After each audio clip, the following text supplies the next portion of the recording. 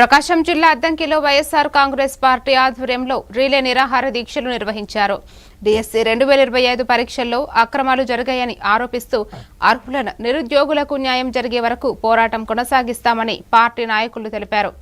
అద్దంకి పట్టణ వైఎస్ఆర్సీపీ సమన్వయకర్త డాక్టర్ అశోక్ కుమార్ ఆధ్వర్యంలో జరిగిన ఈ కార్యక్రమంలో మహిళలు, నిరుద్యోగులు, పార్టీ కార్యకర్తలు పెద్ద సంఖ్యలో పాల్గొన్నారు. చట్టం రద్దు చేస్తానని అనౌన్స్మెంట్ చేసింది. అమ్మ ఒక మహిళగా ఒక గౌరవప్రదమైన పదవిలో ఉంటూ దిశ చట్టాన్ని రద్దు చేస్తానని నీ నోటి ద్వారా అనౌన్స్ చేయడం అనేది ఈ రాష్ట్ర ప్రభుత్వం మహిళలు చేసుకున్న దౌర్భాగ్యం.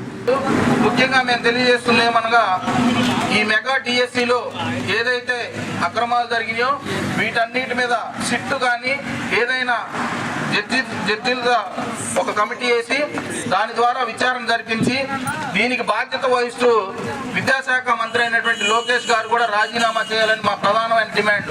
ఎందుకంటే నాడు నేడు స్కూళ్ళు పెట్టి స్వతంత్ర భారతదేశంలో పెచ్చులూడిపోయి పడిపోతున్నటువంటి ఈ స్కూళ్లను మార్చినటువంటి ఘనత ఏదైతే రాజశేఖర రెడ్డి గారు తనయుడైనటువంటి జగన్మోహన్ రెడ్డి గారు చేశారండి.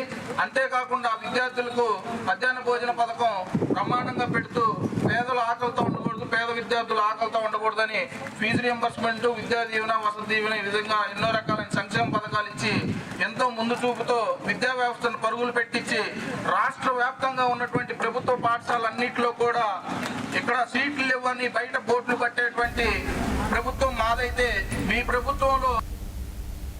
పార్వతీపురం మన్యం జిల్లా పాలకొండలో వైసీపీ ఆధ్వర్యం